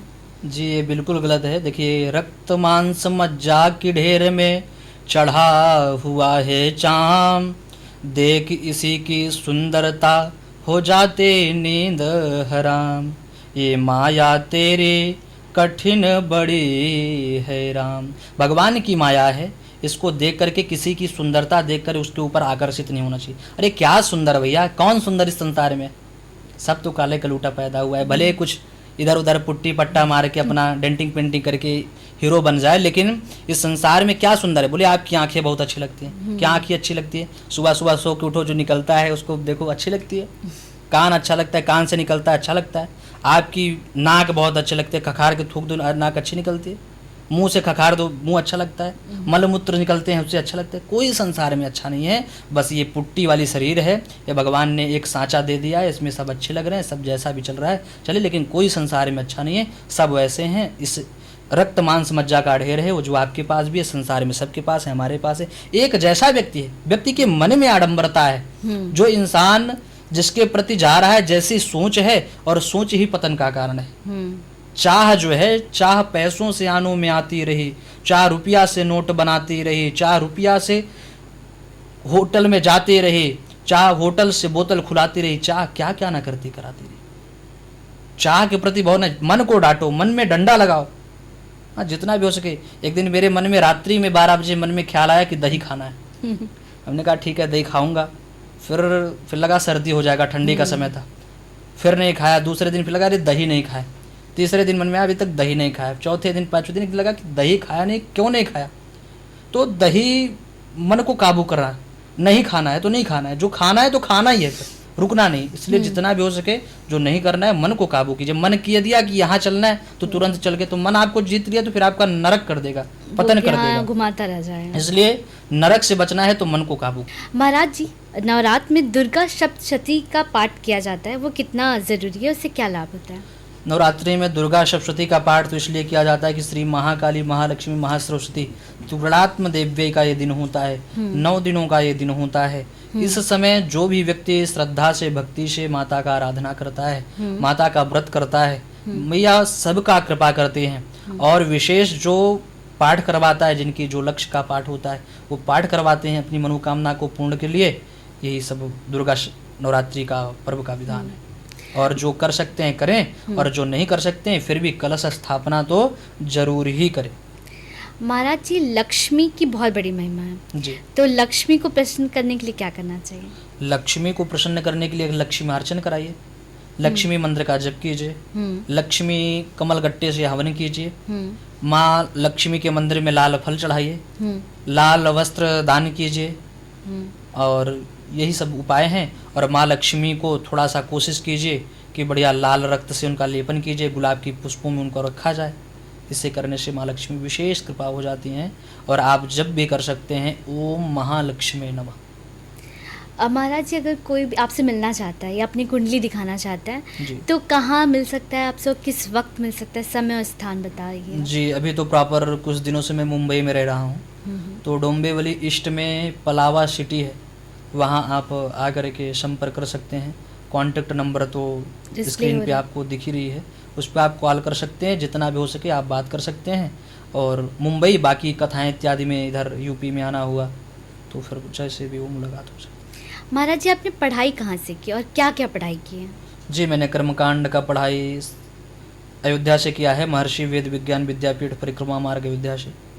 और हमने व्याकरण और थोड़ा सा ज्योतिष का जो अध्ययन किया है, सिद्धपीठ हथियाराम मठ वाराणसी में, जो पूज्य स्वामी श्री भवानीनंद नेत्री जी महाराज हैं, जूना अखाड़ा के अध्यक्ष हैं और 24 वर्षों से वो फलाहारी हैं। धन की कोई कमी नहीं, आप उनका कभी सर्च करके देखिए, बहुत धन है, बहुत बड़े बड़े आश्रम हैं, 57 या 58 आश्रम उनके पास हैं।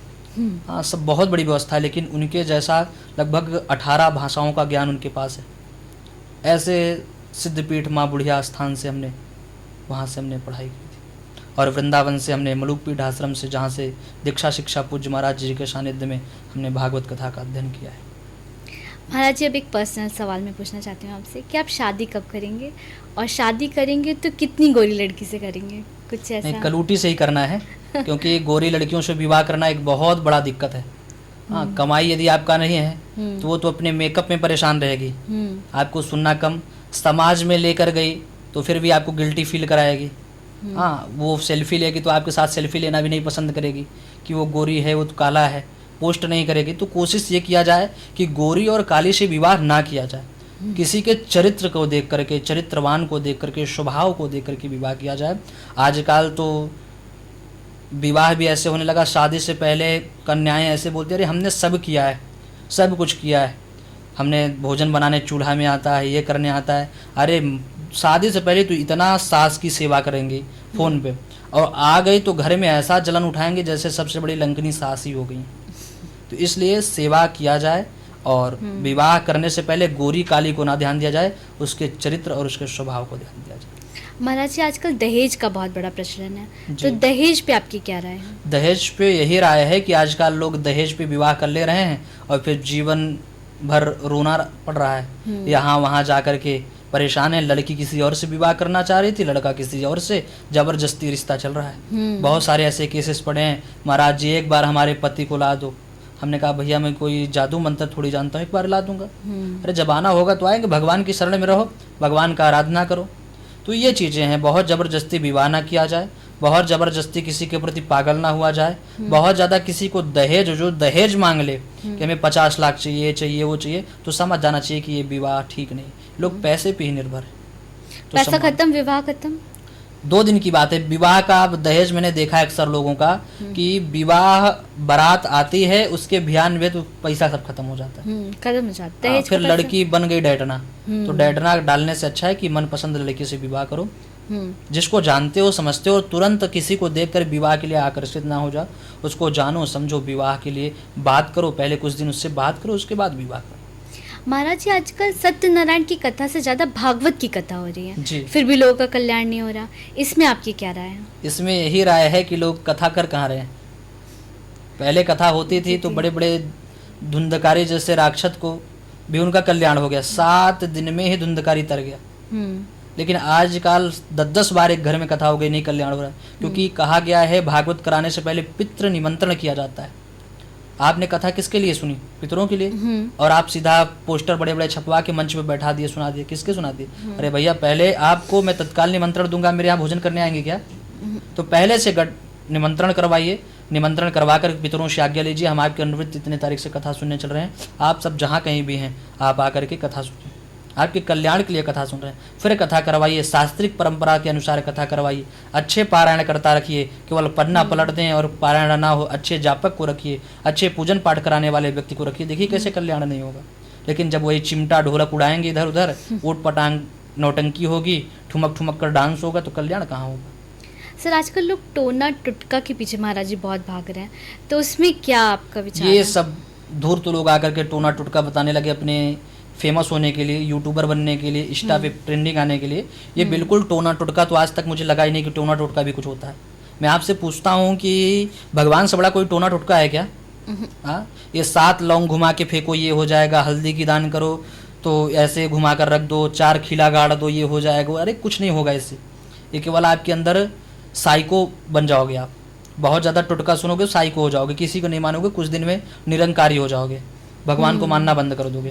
हाँ, फिर पागलपंथी करोगे, फिर मंदिर छोड़ के मस्जिद जाने लगोगे। इसलिए श्रद्धा से, भक्ति से जितना भी हो सके भगवान से मिलिए, भगवान के प्रति रहिए और भगवान के आध्यात्म को मानिए, भगवान की दिनचर्या को फॉलो कीजिए, अच्छे ब्राह्मणों से संपर्क रखिए, अच्छे संतों से संपर्क रखिए, सत्संग, भगवान की कथा सुनिए। बहुत ज़्यादा छुट्टी है तो पिक्चर देखने, वेब सीरीज मत जाइए, भगवान की कथा थोड़ा सुन लीजिए, बच्चों को ज्ञान दीजिए, खुद ज्ञान लीजिए, ऐसा करिए, परम कल्याण। शिवरात्रि महाराज जी क्यों मनाई जाती है, उसकी क्या महिमा है, और शिवरात्रि अगर आए तो हमें क्या करना चाहिए? शिवरात्रि की महिमा आजकल तो लोग को पता है कि शिवरात्रि क्यों मनाई जाती है, कि माता पार्वती और भगवान का विवाह हुआ था शिवरात्रि। ऐसा बिल्कुल गलत है, ऐसा कहीं नहीं है। भगवान शिव जी का शिवरात्रि व्रत इसलिए मनाया जाता है कि सर्वप्रथम भगवान ब्रह्मा और विष्णु सबसे पहले प्रथम बार उन्होंने पूजा की थी भगवान शिव जी की, और जिस दिन की थी, जब पूजन हुआ तो भगवान शिव जी ने उस तिथि को देखा तो शिवरात्रि थी। भगवान ने कहा आज के दिन आपने शिवरात्रि के दिन पूजन मेरा किया है तो आपकी मनोकामना तो पूर्ण ही होगी, और जो भी व्यक्ति अब शिवरात्रि में मेरा पूजन पाठ यज्ञ अनुष्ठान करेगा, मेरे लिए अभिषेक करेगा, मेरे लिए शिवार्चन करेगा, उसका अत्यंत जल्दी उनकी मनोकामना पूर्ण होगी। इसलिए शिवरात्रि मनाई जाती है। महाराज जी, भगवान शिव को प्रसन्न करने के लिए कोई छोटा सा मंत्र बताइए। भगवान शिव को प्रसन्न करने के लिए छोटा सा एकदम उपाय है, ओम बम बम बम बम करिए, तब भी भगवान शिव प्रसन्न हो जाते हैं। ओम बम बम बम। हाँ, क्योंकि भगवान शिव के ससुर हैं दक्ष, शिव महापुराण में कथा आती है, और अभिमान इतना था कि वो अपने दामाद को भूल गए, गाली गुप्ता देने लगे, ऊट पटांग बोलने लगे, विनाशकाली विपरीत बुद्धि, हाँ, एवं कुतर्क योगेन तत्फलम नैव भक्षितम, ऊट पटांग बोलने लगे। और भगवान ने जैसे, भगवान समझ गए, गणों गणों में आपस में लड़ाई हुआ, भगवान के माध्यम से उनके वीरभद्र आए, और जैसे माँ सती के शरीर के त्यागने के बाद जब वो आए तो तुरंत उनके धड़ को अलग कर दिए, और जब फिर सभी देवता जा करके भगवान की शरण में गए, प्रभु इनका सर नहीं लगाओगे, इनका कल्याण नहीं करोगे, यज्ञ विफल हो जाएगा, सफल नहीं माना जाएगा। भगवान ने एक बकरे का सिर काट करके लगवा दिया, और फिर वो बम बम बम बम करने लगे, मी मी मी करने लगे। तो भगवान ने कहा देखो इतना अभिमान था, अब आकर के ये बोल भी नहीं पा रहे। तो भगवान बम बम करने से प्रसन्न हो जाते हैं। यदि आप बोल सकते हो तो भगवान को एक लोटा हर सोमवार को या फिर रोज आप चढ़ाइए, बोलिए ओम हर हर हर हर बम बम बम बम, शिव शिव शिव शिव नमः, संभवाय च मयुग्भवाय च नमः, शंकराय च मयस्कराय च नमः, शिवाय च शिवतराय च। ये मंत्र का पाठ कीजिए, या महामृत्युंजय का जाप कीजिए, या फिर आप जो भी हो सके ओम नमः शिवाय का जाप कीजिए। लेकिन विशेष ध्यान दें, स्त्रियों को ओम का उच्चारण नहीं करना चाहिए। स्त्रियों को शंख नहीं बजाना चाहिए, स्त्रियों को या फिर पुरुषों को एक घर में दो शंख नहीं होने चाहिए, एक घर में दो भगवान एक ही नहीं होने चाहिए। ये सब चीज़ का विशेष ध्यान रखिए। आजकल तो स्त्रियां भी गायत्री मंत्र जोर जोर से बोल रही हैं, घर में बुलाया जा रहा है, बहुत बड़ा दोष है, नहीं बोलना चाहिए स्त्रियों को। जिनके पास यज्ञोपवीत नहीं, वो गायत्री मंत्र नहीं बोल सकते। महाराज जी, भगवान विष्णु को प्रसन्न करने के लिए एक छोटा सा मंत्र बताइए। भगवान विष्णु जी को प्रसन्न करना एक बहुत सरल मंत्र है। कृष्णाय वासुदेवाय हरे परमात्मने प्रणत क्लेश नाशाय गोविंदाय नमो नमः। इस मंत्र का जप करने से समस्त क्लेश दूर होते हैं, भगवान की प्राप्ति होती है। इस मंत्र सबको जपना चाहिए और हर बच्चों को याद होना चाहिए। सुबह कम से कम 11 बार 21 बार तो जरूर ही बोला जाए।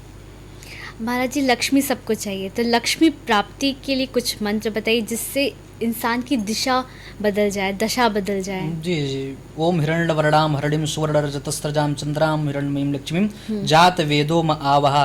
ये मंत्र भी आप कर सकते हैं, और नहीं कर सकते तो आप ये भी कर सकते हैं, ओम ऐं ह्रीं श्रीं कमले कमलाले प्रसिद्ध प्रसिद्ध श्रीं ह्रीं श्रीं महालक्ष्मी नमः। इस मंत्र का भी आप जप करें, विशेष कृपा होगी। महाराज जी, बहुत सारे लोग भूत प्रेत से परेशान रहते हैं, तो उनको दूर भगाने के लिए भी कुछ मंत्र हैं? जी बिल्कुल है। ओम उग्रम वीर्यम महाविष्णुम ज्वलंतम सर्वतोमुखम नरसिंहम भीषणम भृद्धम मृत्युम मृत्युम नमाम्यहम्। कैसा भी बड़ा प्रेत हो, जिंद हो, कुछ भी हो, अगर कितना भी बड़ा हो, लेकिन अगर किसी को भूत प्रेत का बाधा है, कोई भी जात का कोई भी व्यक्ति हो, पवित्र होकर के आचमन करके इस मंत्र को 108 बार बोल करके जल पिला दिया जाए फूंक करके, तो वो व्यक्ति उस समय ठीक ही हो जाएगा, भले 2 घंटे बाद फिर बीमार हो जाए। महाराज जी, संकट दूर करने के लिए कौन सा मंत्र है जिससे जीवन की दिशा बदल जाए? संकट दूर करने के लिए दुर्गा सप्तशती में पाठ आता है, सर्वा बाधा विनिर्मुक्तो धन धान्य सुतान्वितः मनुष्यो मत प्रसादेन भविष्यति न संशया। इस मंत्र का पाठ कराएं, जप कराएं, खुद जप करें, विशेष कल्याण होगा। महाराज जी, भागवत वक्ता कैसा होना चाहिए? विरक्तो वैष्णवो विप्रो वेद शास्त्र विशुद्ध कृत दृष्टांत कुशलो धीरो वक्ता कार्योर्त निष्प्रह। वक्ता सुरक्षा कवच के जैसा होना चाहिए।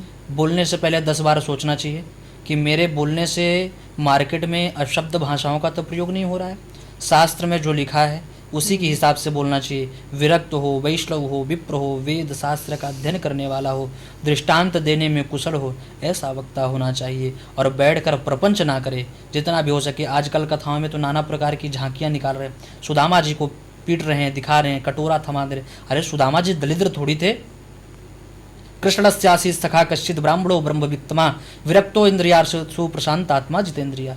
भगवान कृष्ण कभी दरिद्रता नहीं किए और ना ही उनके मित्र सुदामा जी किए। लोग दे देते हैं कटोरा, जाओ भीख मांगो। अरे सुदामा जी कभी भिखारी थोड़ी थे, भीख कभी थोड़ी मांगे उन्होंने कभी भीख नहीं मांगा है। सुशीला जी ने, उनकी पत्नी ने कहा है जाइए आपके पति द्वारिकाधीश हैं, उनसे मांग कर आइए। उन्होंने मना कर दिया, बोलिए जा कर अच्छा मिल कर तो आइए। मिलने के लिए गए हैं और लेकिन कभी उन्होंने कुछ मांगा नहीं है, भिखारी बन करके कभी नहीं गए। और आजकल लोग भगवान का अनुक्रमण करते हैं, उनका मजाक उड़ाते हैं, तो ऐसे कथा करने से कहाँ कल्याण होगा। तो इस प्रकार से भगवान शिव जी को, माता पार्वती को भोजपुरी गाने में डिस्को डांस कराते, ये तब नासी कर रहे हो ना अपना। भगवान के छवि के साथ, चरित्र के साथ कभी कोई चित्र के साथ खिलवाड़ नहीं करना चाहिए। महाराज जी, हनुमान जी कौन है? हनुमान जी तो बहुत विशेष एक संकीर्तन है। ये तो भूत भगाने वाला है, माँ अंजनी का लाला है। भगवान हनुमान जी अंजनी पुत्र हैं और भगवान हनुमान जी समस्त संकट को दूर करने वाले हैं। कलयुग में विशेष हैं। इनको कोई, इनके जैसा कोई देवता नहीं है, इनके जैसा कोई दानवीर नहीं है, इनके जैसा कोई व्यवस्था नहीं। बस हाँ, आप भगवान हनुमान जी को प्रसन्न कर लो। अब बहुत कला है, बहुत कष्ट है, प्रतिदिन सुंदरकांड का पाठ करना शुरू कर दो। आप 51 दिन करके देखिए, आपके जीवन की दशा और दिशा बदल जाएगी। महाराज जी, ऐसा कहा जाता है कि हनुमान जी आज भी पृथ्वी पर हैं, तो वो पृथ्वी में कहाँ हैं? सप्त ऋषि जो हैं वो अभी भी अमर हैं। हनुमान जी हैं, विभीषण जी हैं, अश्वत्थामा हैं, बलिर जी हैं, व्यास जी हैं। ये सब जो हैं ये अमर हैं और ये सब हम में, आप में, प्रकृति में कंकड़ में शंकर के रूप में विद्यमान है। ये हर स्थान पर है, मानो तो देव नहीं तो पत्थर।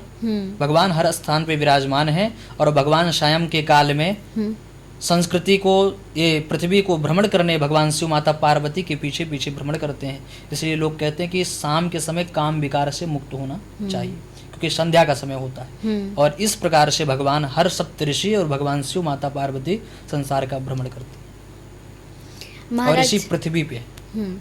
महाराज जी, एक और क्वेश्चन पूछना था जो बहुत सारे दर्शकों का है कि पति पत्नी के संबंध अगर अच्छे ना चल रहे हों तो क्या कोई पूजा की जा सकती है कि संबंध? जी बिल्कुल किया जा सकता है। पति पत्नी का लफड़ा चल रहा है या फिर नहीं मान रहे हैं तो आप देख करके कुंडली दिखाइए, और अगर नहीं हो पा रहा है तो आप अपने प्रेम के लिए, पति पत्नी के प्रेम के लिए आप कोशिश करिए, ब्राह्मणों से मिल करके दुर्गा सप्तशती नवचंडी का पाठ करवाइए। आपके अवश्य से, यदि अच्छे से नवचंडी का पाठ किया ब्राह्मण ने, तो आपके पति पत्नी में जो होने वाला संकट है, कला है, अवश्य दूर हो जाएगी। महाराज जी, क्या कुंडली देख कर के बिजनेस भी डिसाइड किया सकते हैं? बहुत से लोग व्यवसाय कर रहे हैं, कोई बिजनेस कर रहे हैं बट बिजनेस अच्छा नहीं चल रहा है, और क्या ऐसा कुंडली देख कर के बताया जा सकता है कि बिजनेस उनके लिए है? बिल्कुल बिल्कुल, देख करके आप कौन से राशि के हैं, आपका मंगल उच्च है कुंडली में तो आप फिर बोलने वाला ही कार्य करेंगे। आप मार्केटिंग काम करेंगे तो बहुत लाभ होगा, लेकिन अगर आपका मंगल नीच का है तो आप कितना भी कर लो नहीं हो पाएगा। तो कुंडली देख करके ही डिसाइड करना पड़ता है कि आप कौन से डिपार्टमेंट में जाने योग्य हैं और किस डिपार्टमेंट में जा रहे हैं। इसलिए कुंडली दिखवाना बहुत जरूरी है कि आप जब दिखाएंगे तो आपको एक अच्छा मार्गदर्शन देने के लिए आपको पता चलेगा। महाराज जी, बहुत से लोगों का ऐसा कंफ्यूजन रहता है कि मुझे नौकरी करनी चाहिए या बिजनेस करना चाहिए, तो वो कैसे? वो कुंडली अपनी दिखाएं, दिखा करके उसका समाधान देखें। उनके जीवन में नौकरी करना है कि नहीं है, शायद वो बिजनेसमैन ही हो, नौकरी के पीछे भाग रहे हैं, तो उसका सबसे पहले बात तो कुंडली का विश्लेषण करें। महाराज जी, बहुत सारे ऐसे बच्चे हैं जिनको पढ़ाई में मन नहीं लगता, तो वो सबसे पहले तो अपने नियम संयम को ध्यान दें। सुबह जल्दी उठें, भगवान शिव जी की आराधना करें, दूसरी नंबर पे माँ सरस्वती की आराधना करें। ओम ऐं सरस्वती नमः इस मंत्र का जप करें और जितना भी हो सके माँ सरस्वती की आराधना करें, विशेष कृपा होगी। ज़्यादा उद्दंडता हो रही है तो माता पिताजी के द्वारा सरस्वती मंत्र का जाप कराना चाहिए। देखा गया बच्चे फ़ोन तो घंटों देख लेते हैं, बट किताब के पास बैठने के लिए कहा जाए तो किताब नहीं पढ़ पाते। जी जी, तो एकाग्रता के लिए वही माँ सरस्वती की आराधना माँ करें। सरस्वती की आराधना करें। महाराज जी, बहुत से घरों में देखा गया है कि पति के ऊपर कर्ज बढ़ता जा रहा है, पत्नी बहुत परेशान है, तो ऐसी स्थिति में पत्नी क्या कर सकती है? ऐसी स्थिति में कोशिश किया जाए कि पहले पितृदोष की शांति कराई जाए। पितृदोष यदि ज़्यादा है, घर में पितृ नहीं प्रसन्न है तो कर्जा इत्यादि ही बढ़ता है। पितृदोष की शांति करें। हर सोमवार शुक्रवार पितरों के लिए मीठा खीर का भोग लगाएं, खीर इत्यादि बना करके।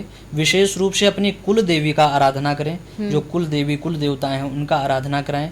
उनके लिए कुछ पूजन पाठ यज्ञ अनुष्ठान करें या कराएं, जो भी हो सके अपने हिसाब से ये करें। और एक लाल रंग का कपड़ा लें, उसमें हल्दी की गांठ और क्या कहते हैं जायफल, इत्र की शीशी और कुछ दुर्वे और पीला चावल उसमें रख करके अपने घर के मुख्य द्वार पर घुमा करके ले जा करके अपने पूजन स्थान पर रख दें। रोज पूजन पाठ वहाँ करें, भगवान से प्रार्थना करें, जरूर आपकी मनोकामना पूर्ण होगी, कर्ज से छुटकारा मिलेगा।